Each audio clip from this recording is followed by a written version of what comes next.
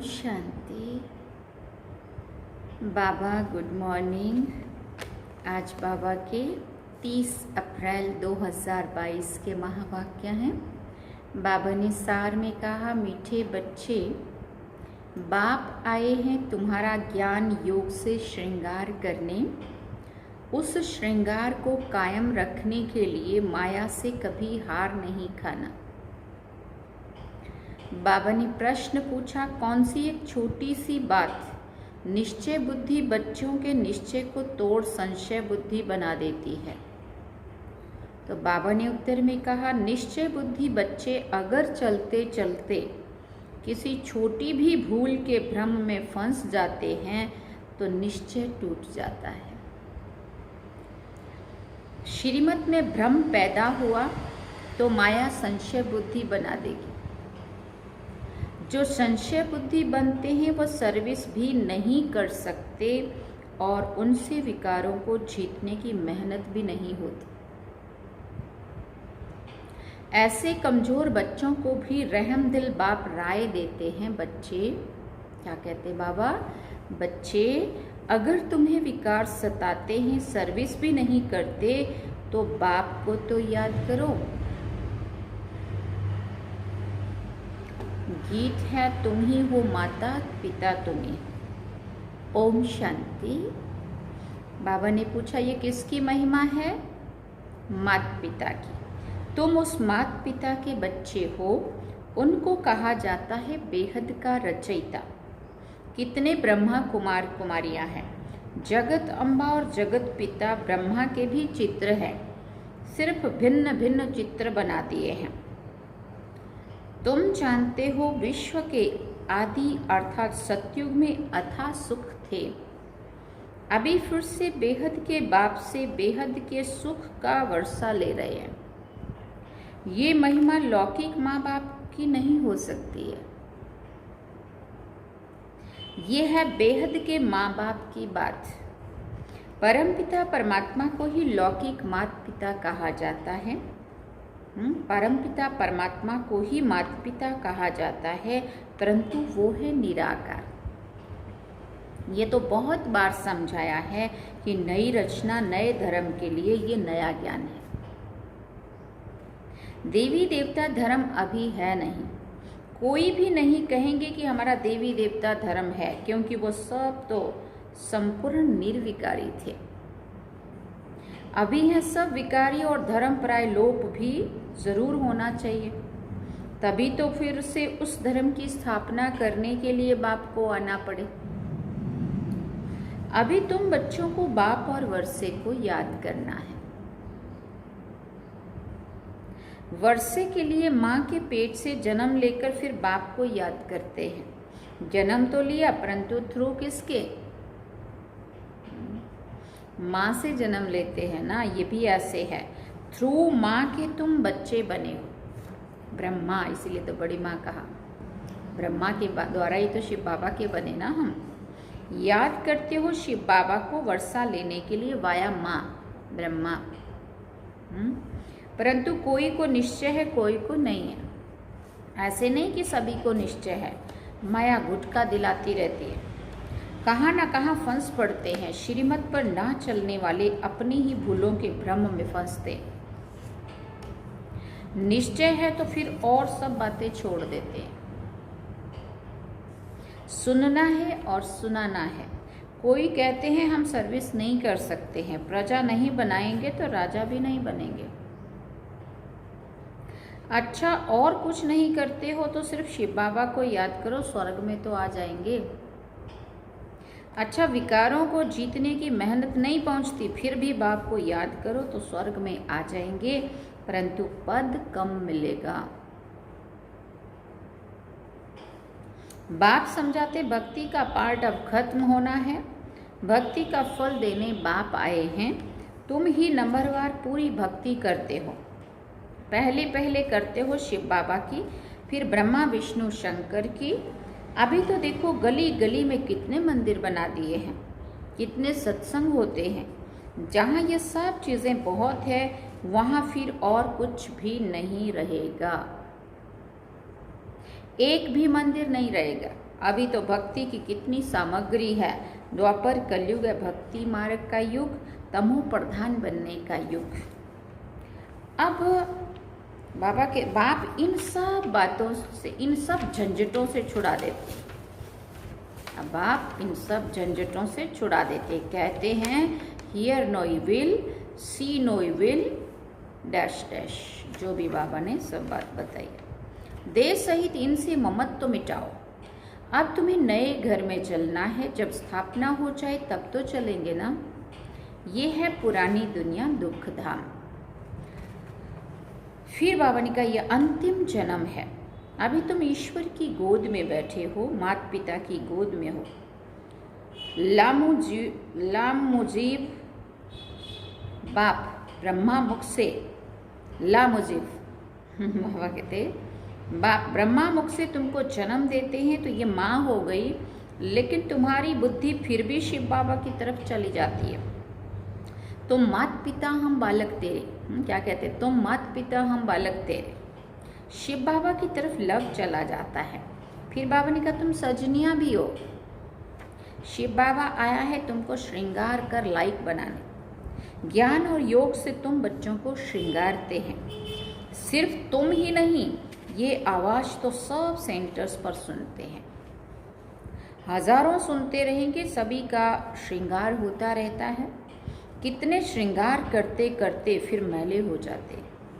बाबा गधे का मिसाल भी देते हैं ना, तुम बच्चों को सर्वगुण संपन्न 16 कला संपूर्ण बनना है। घड़ी घड़ी माया से हार नहीं खानी है। कहते हैं बाबा आज माया ने थप्पड़ मार दिया। बाबा कहते हैं तुम कुल को कलंक लगाने वाले हो। बाप की भी निंदा तो बच्चों की भी निंदा कराते हो। तुम तो और ही गिर पड़ेंगे। इस काम महाशत्रु पर पूरी जीत पानी है। बाप से प्रतिज्ञा करनी पड़ती है। बाप है स्वर्ग का रचयिता, सो तो जरूर स्वर्ग के मालिक बनाएंगे ना। जो ये सहज राजयोग सीखेंगे वही स्वर्ग में आएंगे। ऐसे नहीं कि सभी स्वर्ग में आएंगे। भले ये समझते हैं कि नई दुनिया गॉडफादर रचते हैं, बाकी नई दुनिया में कौन राज्य करते हैं ये राज तो जब कोई समझावे। भले जानते भारत प्राचीन है, परंतु यथार्थ रीति तो भारतवासी खुद ही नहीं जानते, तो औरों को क्या बताएंगे। तुम बतला सकते हो, भारत जैसा पवित्र खंड और कोई नहीं हो सकता। भारत जैसा मालामाल और कोई खंड नहीं है। अभी अमेरिका आदि के पास बहुत धन है, परंतु भारत की भेंट में तो ये जैसे कौड़ियां हैं। सुना, भारत ही सभी धर्मों का तीर्थ स्थान है, सभी आत्माओं का बाप भारत में आते हैं नरक को स्वर्ग बनाने, सबको लिबरेट करते हैं। महिमा है तो उनकी, फूल भी उन पर चढ़ाने चाहिए, परंतु गीता में नाम गुम कर दिया है, इसलिए महत्व कम कर दिया है। क्रिश्चियन लोगों ने भी उल्टी सुल्टी बातें सुनी है, तो वो भी फिर ग्लानी की बातें सुनाए, अपने धर्म में बहुतों को कन्वर्ट करते गए हैं। कितने क्रिश्चियन बनते होंगे, ये तो कल्प कल्प होता ही रहेगा। बाप कहते हैं जब ऐसे धर्म ग्लानी होती है तब फिर मैं आकर भारत को हीरे जैसा बनाता हूँ। बेहद के बाप से बेहद का सुख मिलता है, स्वर्ग की स्थापना होती है, वो है शिव बाबा। तुम हो शिव शक्ति भारत माताएं और तुम हो गुप्त। तुम शिव शक्ति सेना को मनुष्य क्या जाने, तुम ही जानते हो बरोबर हम शिव शक्ति पांडव सेना है। ये नई राजधानी स्थापन हो रही है, ये है पुरानी पतित दुनिया, वो है पावन नई दुनिया। इस पतित दुनिया में पावन कोई हो नहीं सकता। शास्त्रों में तो क्या क्या बातें लिख दी है। सुनाने वाले भी बड़े होशियार होते हैं। शास्त्र सुनते आए, 7 रोज का पाठ भी रखते आए, रुद्र यज्ञ भी रचते आए हैं, फिर भी तब दुनिया को तमो प्रधान बनना ही है। चाहे कुछ भी करें, वापिस तो एक भी जा नहीं सकता। मनुष्यों को ज्ञान नहीं तो शास्त्रों का कनरस बहुत अच्छा लगता है।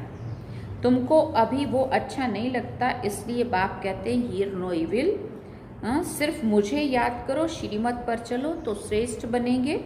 आसुरी मत पर चलने से आसुर ही बनते जाएंगे। वो है रावण मत। मनुष्य रावण मत पर है, तभी तो रावण को जलाते रहते हैं। बाप हर एक बात अच्छी रीति बैठ समझाते हैं। बीज और झाड़ की नॉलेज है। इसको कल्प वृक्ष भी कहा जाता है। इनकी आयु 5000 वर्ष है। अगर सतयुग के लाखों वर्ष हुए तो फिर तो हिंदू बहुत ढेर होने चाहिए। अब तुम बच्चे अच्छी रीति जानते हो कि विनाश तो होना ही है। नेचुरल कैलेमिटीज भी आती जाएंगी। इनको फिर वो गॉडली कैलेमिटीज कह देते हैं, परंतु गॉड थोड़ी कैलेमिटीज लाते हैं। परमात्मा की तरफ से थोड़ी कोई आपदा आती है। ये तो ड्रामा में नूंद है। विनाश ना हो तो नई दुनिया कैसे रची जाए। महाभारत लड़ाई से ही गेट खुलेंगे। बच्चों ने साक्षात्कार किया है। मंजिल बहुत भारी है तो कई हिम्मत नहीं रखते। देखो कल भी बाबा समझा रहे थे कि इस मृत्यु लोक में तुम्हारा ये अंतिम जन्म है। अब मैं अमर लोक का मालिक बनाने आया हूँ। ये अंतिम जन्म बाप का कहना मानो, पवित्रता की प्रतिज्ञा करो। लौकिक बाप का भी अगर बच्चा कहना ना माने तो बाप कहेंगे ना तुम कपूत बच्चा हो। बाबा तो सर्वशक्तिवान है। उनके फरमान पर चलने से ही मदद भी मिलेगी। फिर बच्चे कहते हैं अच्छा सोचेंगे। अरे अगर कल शरीर छूट जाए तो वर्षा तो मिलेगा ही नहीं। 5 विकारों की बीमारी बहुत कड़ी है। माया ने सबको रोगी बना दिया है। अब बाप कहते हैं मेरी श्रीमत पर चलो। माया तो बहुत विकल्पों में लाएगी, बहुत तूफान आएंगे, दिवाला निकल जाएगा। फिर कहेंगे ये क्या बाबा का बना तो ये हाल हुआ।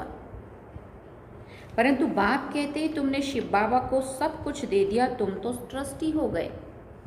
वो तुमको पूरा हिसाब दे देंगे, तुम चिंता क्यों करते हो। तुम जानते हो अभी तो भारत का बेड़ा डूबा हुआ है। बाप सैल्वेज करने आए हैं। बाप बिगड़ स्वर्ग कौन बनाए। कहते हैं द्वारिका नीचे चली गई, अब ऊपर कैसे आएगी। कच मच लाएंगे क्या। बाबा पूछ रहे हैं ये ड्रामा का चक्र है जिसको समझना है। सतयुग त्रेता जब ऊपर है तब द्वापर कलयुग नीचे चले जाएंगे।